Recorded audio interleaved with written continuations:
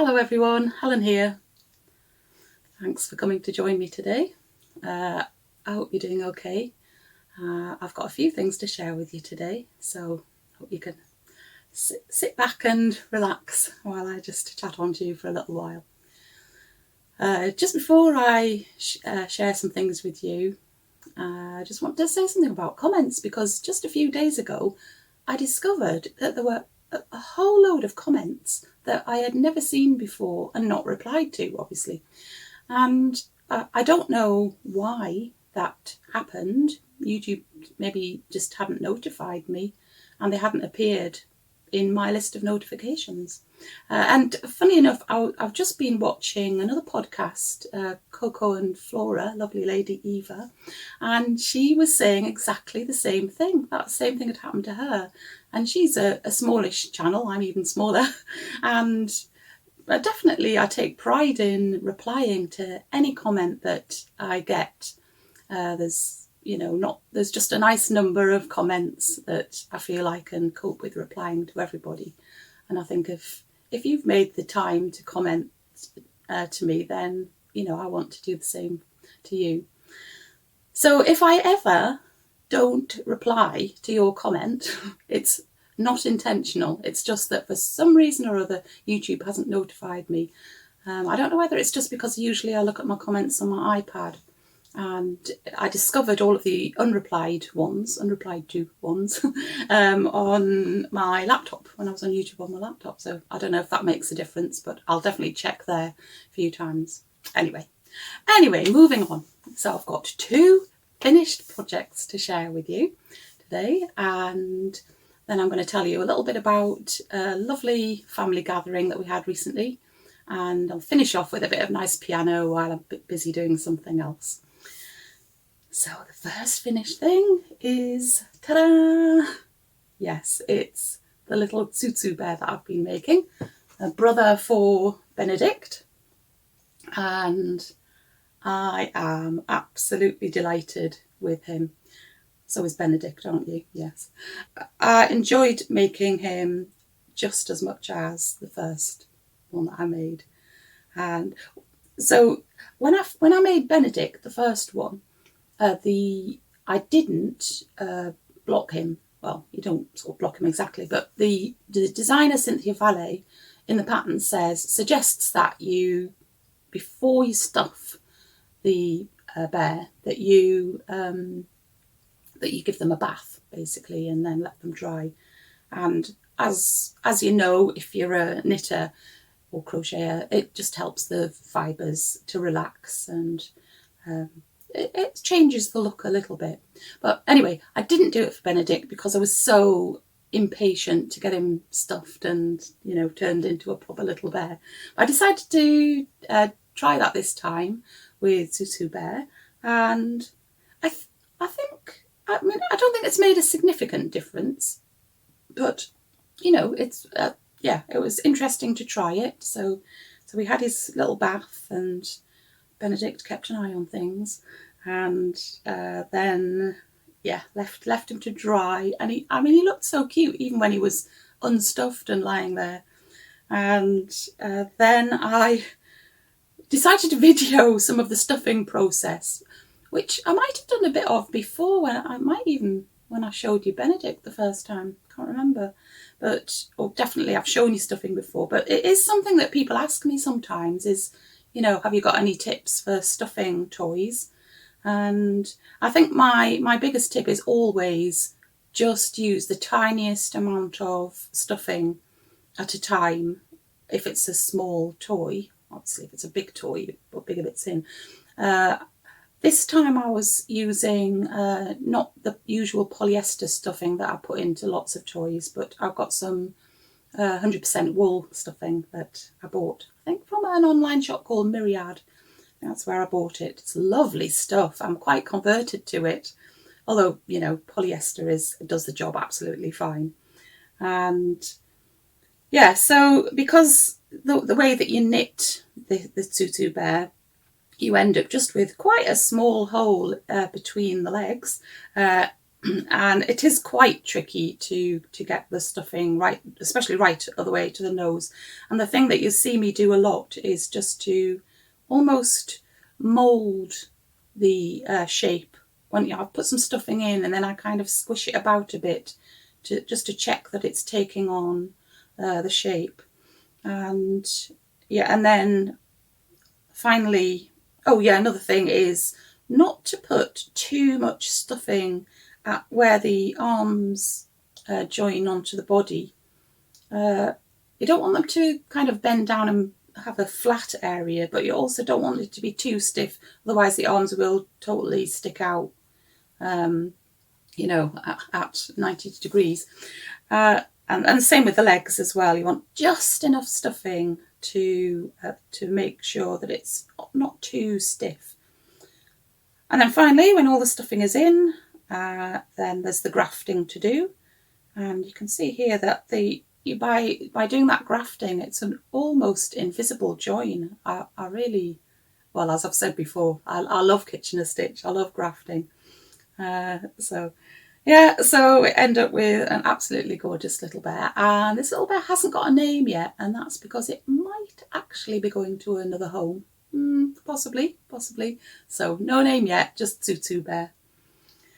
So there we go. That's the bears. And my other finished project, big finished project, is, you can see I'm sitting on it. Ta-da! Yes, I actually got the Yuletide blanket finished. I think in last week's podcast I said that I thought I probably would get it finished before Christmas, but I wasn't really sure because I hadn't been working on it all that much. And then I had a couple of days where I wasn't feeling quite 100% well, and so obviously I just sat and crocheted for a bit longer than usual, and I got it finished. So I've done it. It's almost exactly as the pattern is written, but what happened? Oh yeah, the very last round of the blanket, I found I didn't have enough of the last colour, which was meant to be teal.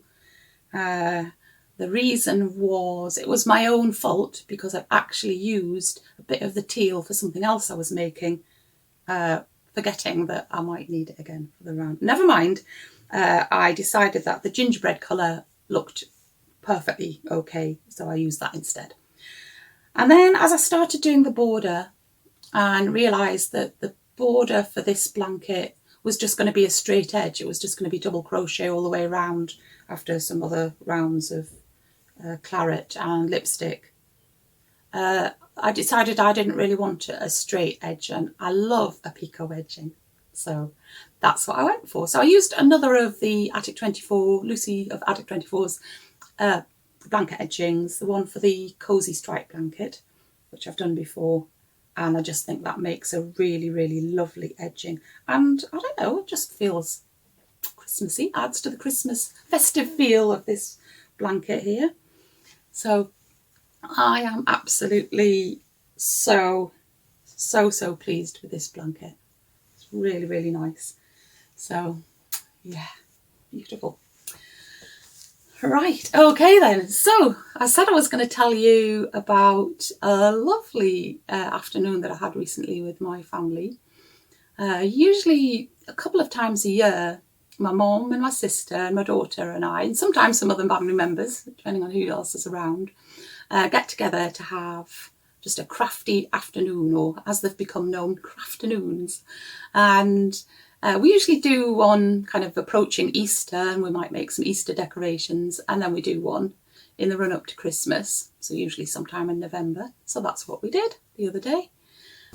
So actually this time we were also joined by my nieces, Nell and Libby, and they live in Scotland, so they weren't able to just come down for the afternoon.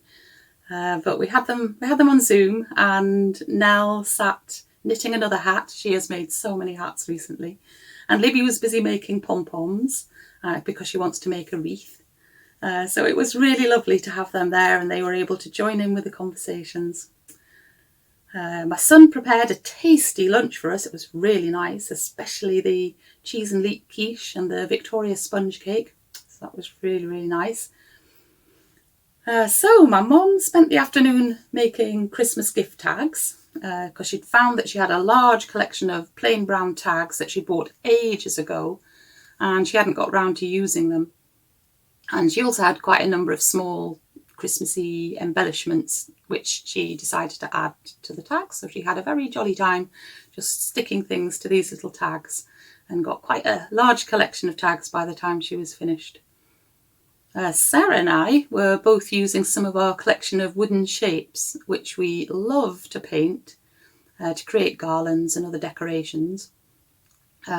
We buy the shapes online from somewhere called Bailey Wood, I think they're called. They're beautifully made. It's really lovely, smooth surface to paint on.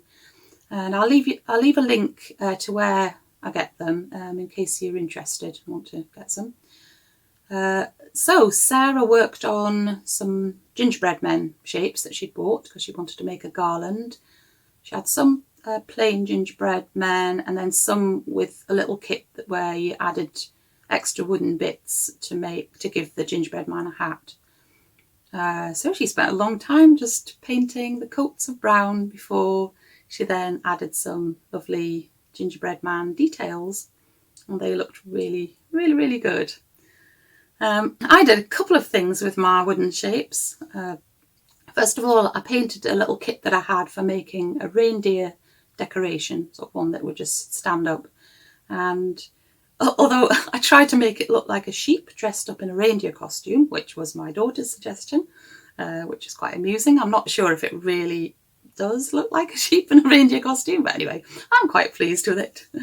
And then I found, when I was rootling about in my box of shapes, that I had a half-finished reindeer garland, which I must have started 2 or 3 years ago, and I just didn't finish it. So I decided that I would finish that, because there were just 3 more reindeers to finish off painting before I was able to then string all the pieces together. So I had some wooden fir trees that I'd painted as well, and I was quite pleased with the finished garland. I think that's going to look really, really nice hanging up somewhere in the house. And my sister spent the afternoon needle felting, and this is just a new hobby of hers. She's just discovered recently, and she's really brilliant at it. She was mostly making reindeers, just her own design, and she said it was okay for me to video the process of her making these. So hopefully you can see here now that she's busy creating the body of the reindeer, and she used a frame of a pipe cleaner. So she just put it into the rough shape of 4 legs and a body. And then the first layer of wool that she's putting around the pipe cleaner is just some cheap orange wool that she was given from somebody. And then she used a better quality brown wool for the outside layer. And she told me while she was busy prodding away at the wool that the best thing that she's bought for her new hobby are the 2 leather finger protectors, because no more stabbed fingers. She said they're really, really excellent. So she recommends them for anybody who's needle felting. So yeah, anyway, once she'd finished the body, after lots and lots and lots of prodding, and she added some features to the head. So she added some antlers and obviously eyes and nose. And then she attached it to the body by kind of laying around an extra bit of wool and then stabbing away at that again until it all joined together. And I think they look so good. I hope there might be one in my Christmas stocking. And also maybe one of the gnomes that she's made as well. Aren't they? It's just so gorgeous. So gorgeous. But I think my sister is hoping for a certain knitted character in her stocking, because as she was packing up to go, I caught her trying to run off with someone, as you can see now from this photo. Yes, I managed to rescue him anyway. Anyway, we had a really, really lovely time together. So good. So I think that's all the making for today. All the other making that I'm doing, as I've said before, I can't show you at the moment, but you will get to see it.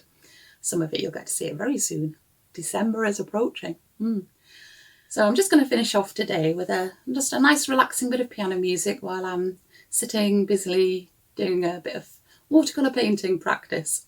So I'm not showing you this because I think that I'm really very good at doing it. This is a new skill that I'm trying to improve on, and I'm just sharing it with you because I said a while ago that I was just going to show you the process and see whether I could show any improvement. So I watched a lovely little YouTube video by Harriet of De Winton. I can't remember the full name. I'll put it on the screen. Anyway, lovely little tutorial on how to paint a bunch of mistletoe. So I thought I'd give it a go and show you what happened. It does look like mistletoe, I think, but anyway, here we go.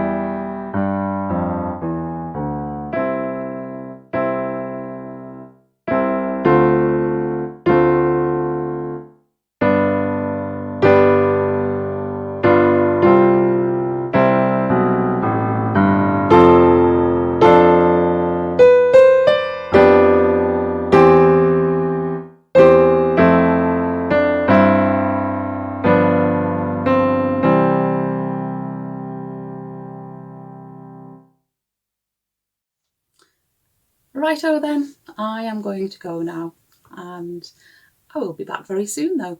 So until then, keep yourself nice and busy, take care of yourself, and I'll see you soon. Okay then, bye.